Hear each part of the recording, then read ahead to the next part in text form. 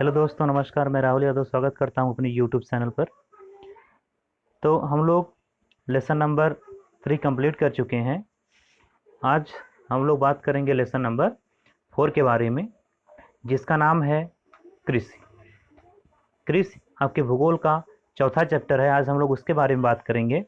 लेकिन कृषि के बारे में बात करें उसके पहले में बात कर लेते हैं अपने चैनल के बारे में। यह मेरा चैनल है जहाँ से आपको लेटेस्ट अपडेट मिलती रहेंगी यदि आप हमारे चैनल को सब्सक्राइब कर लेते हैं। तो हम लोग भूगोल के पहले, दूसरे और तीसरे चैप्टर को समाप्त कर चुके हैं। चौथे चैप्टर की तरफ बढ़ते हैं, जिसका नाम है कृषि। हम लोग कृषि के बारे में बात करेंगे और देखते हैं इस अध्याय में क्या क्या दिया गया है, हमको क्या क्या पढ़ना है। इस अध्याय में हमको कृषि का परिचय लेना है। उसके बाद कृषि के प्रकार पढ़ना है। कृषि कितने प्रकार की होती है, कितने प्रकार से की जाती है। उसके बाद हम लोग शस्य प्रारूप यानी कृषि पद्धति, जिसमें रबी, खरीफ, जायद के बारे में पढ़ेंगे।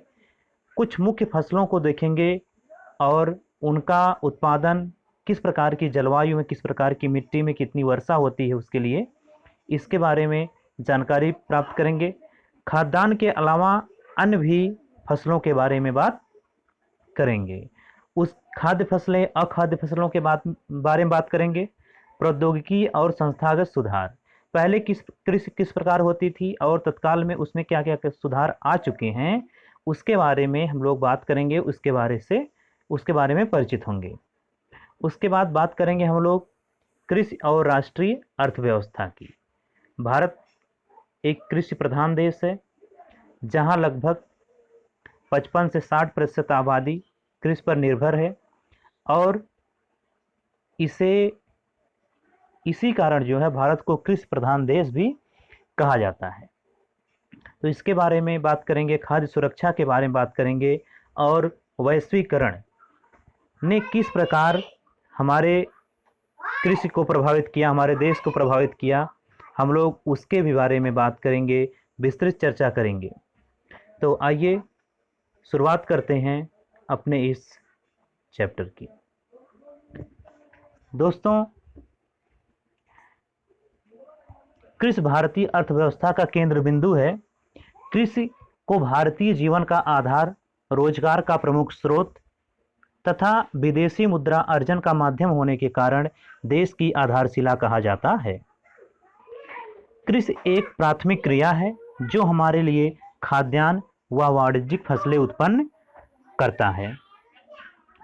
देखिए, प्राथमिक क्रिया, यहाँ एक शब्द आया है। कृषि क्या है? एक प्राथमिक क्रिया है।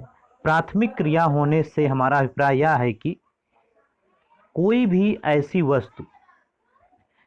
ऐसी वस्तु जो प्रकृति द्वारा प्रदान की जाए और हम सब उसका प्रयोग उसी रूप में कर लें, तो उसको हम लोग प्राथमिक क्रिया के अंतर्गत लाते हैं। तो कृषि, जैसे गेहूं पैदा होता है तो उसे किसी फैक्ट्री में ले जाने की आवश्यकता नहीं होती है, बस उसको अपने उपयोग लायक बना करके हम लोग प्रयोग कर लेते हैं, इसलिए इसको हम लोग प्राथमिक कहते हैं। और हम सभी लोग जानते हैं कि किसी भी प्रकार की खेती करने के लिए, किसी भी चीज़ की खेती करने के लिए अनुकूल स्थलाकृति हो, अनुकूल मृदा होनी चाहिए, अनुकूल जलवायु होनी चाहिए। कृषि क्रियाकलाप के लिए ये सब अनिवार्य कारक हैं। जिस भूमि पर फसलें उगाई जाती हैं वह कृषिगत भूमि कहलाती है। आपका जो खेत है वह क्या है? कृषिगत भूमि है। कृषि के अंतर्गत केवल फसलोत्पादन ही नहीं आता है। अब जब हम लोग कृषि की बात करते हैं तो हमारे दिमाग में बस यही आता है कि जो हम लोग धान, गेहूं इत्यादि की बुआई करते हैं, यही क्या है? कृषि है। लेकिन ऐसी बात नहीं है। कृषि के अंतर्गत पशुपालन मत्स्य पालन मतलब मछली पालन,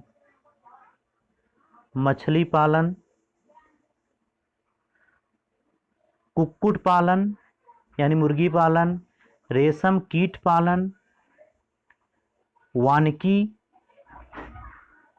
वानिकी आदि आते हैं। भारत की लगभग 55% जनसंख्या, भारत की लगभग कितनी 55% जनसंख्या कृषि पर निर्भर है। भारत के कुल भौगोलिक क्षेत्रफल का लगभग 51% भाग यह खेती योग्य है। 51% भाग कैसा है, यहाँ पर खेती की जाती है। और 4% भूभाग पर चारागाह है, 4% भूभाग पर चारागाह है।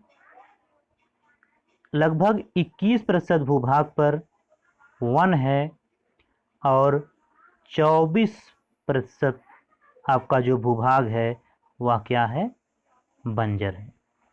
40% भूभाग बंजर है, यानी यहाँ पर कोई भी कार्य कृषि संबंधित नहीं किया जाता है।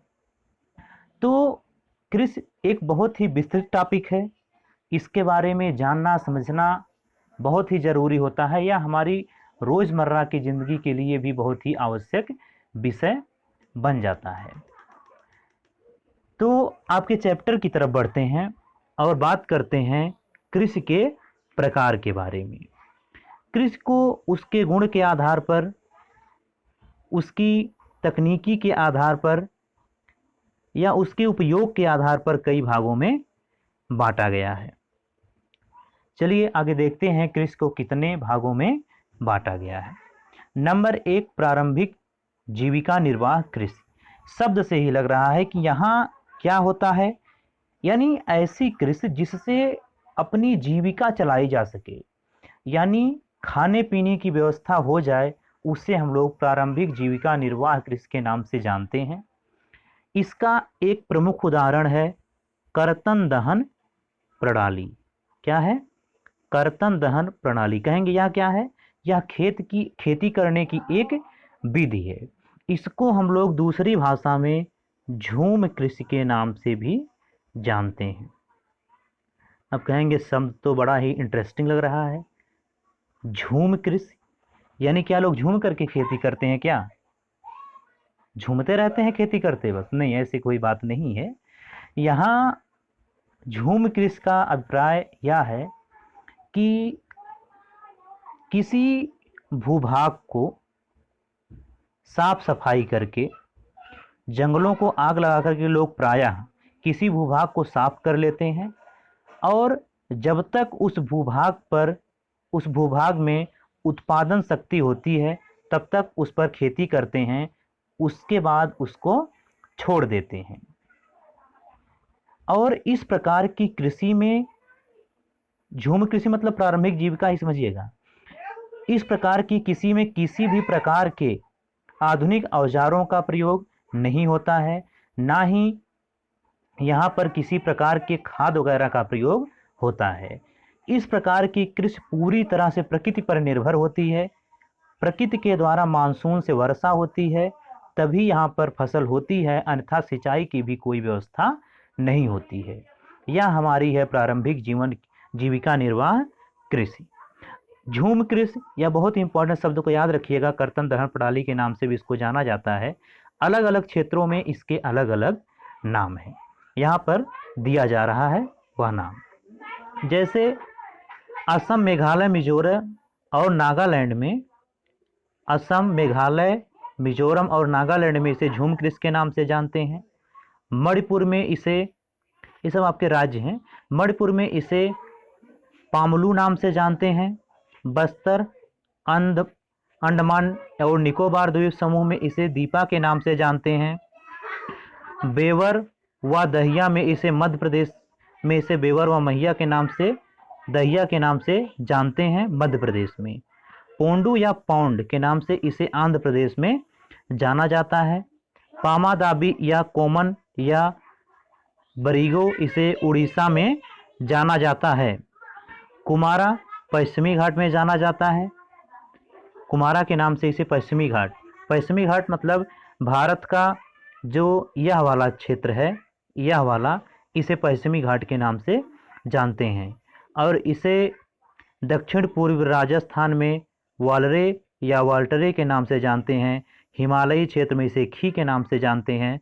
कुरवा झारखंड में इसे कुरवा के नाम से जानते हैं। मिल्पा देखिए मैक्सिको और मध्य अमेरिका में इसे मिल्पा के नाम से जानते हैं, जबकि वेनेजुएला में इसे कोनुको के नाम से जानते हैं। रोका के नाम से इसे ब्राज़ील में जानते हैं। मोसले के नाम से इसे मध्य अफ्रीका और वियतनाम में इसे रे के नाम से जानते हैं। कुछ मेन पॉइंट जो या आपके यहाँ की दिया है, भारत के बारे में दिया है, कुछ मेन इसे याद, झूम पालमू द्वीपा ये थोड़ा प्रसिद्ध है, इसको याद कर लीजिएगा, बहुविकल्पी प्रश्नों में पूछ देता है कि असम में कर्तन दहन प्रणाली को किस नाम से जाना जाता है, मणिपुर में झूम कृषि को किस नाम से जाना जाता है, तो इस थोड़ा याद कर लीजिएगा, इसको जरूरी है। आगे चलिए बात करते हैं। दूसरा है गहन जीविका कृषि। पहला आपका था प्रारंभिक जीविका कृषि और दूसरा आपका है गहन जीविका कृषि। गहन जीविका कृषि से हमारा अभिप्राय इस प्रकार की कृषि से है जहां भूमि पर जनसंख्या का दबाव अधिक होता है। मान लीजिए कोई भूभाग, जैसे अपना ही क्षेत्र ले लीजिए, यहां पर जनसंख्या काफी है, तो इस प्रकार के क्षेत्रों में जहां ज़्यादा श्रम भी उपलब्ध हो जाए और अधिक मात्रा में उत्पादन करना हो, इसलिए हम लोग तमाम प्रकार के जैविक रसायन और सिंचाई के संसाधनों का प्रयोग करते हैं। यानी ऐसी कृषि जो आधुनिक रूप से की जाती है उसे हम लोग जीविका कृषि के नाम से जानते हैं, गहन जीविका कृषि के नाम से जानते हैं। और इसका उद्देश्य तमाम प्रकार के रसायनों का प्रयोग करके अधिक से अधिक उत्पादन करना होता है। उसके बाद हम लोग बात कर लेते हैं वाणिज्यिक कृषि के बारे में। तीसरा है आपका वाणिज्यिक, या दूसरा था, और यह आपका तीसरा है वाणिज्यिक कृषि। इस प्रकार की कृषि के मुख्य लक्षण आधुनिक निवेशों जैसे अधिक पैदावार देने वाले बीजों, रासायनिक उर्वरकों और कीटनाशकों के प्रयोग से उच्च पैदावार प्राप्त करना होता है। बात वही है, बशर्ते यहाँ एक बात और नोट कर लीजिएगा कि इस कृषि का प्रयोग ज़्यादातर बेचने के लिए होता है, यानी व्यापार करने के लिए होता है।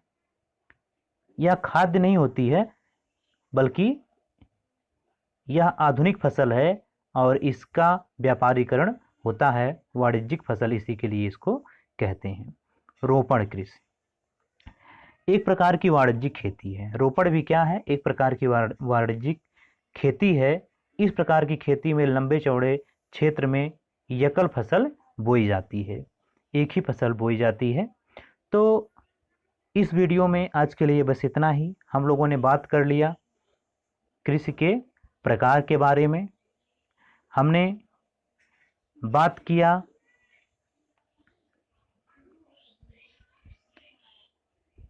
और इसके अगली वीडियो में हम लोग बात करेंगे सस्य प्रारूप के बारे में। सस्य प्रारूप बोले तो कृषि पद्धति के बारे में हम सब इसके अगली वीडियो में बात करेंगे। तब तक के लिए इसको देखते रहिए। धन्यवाद।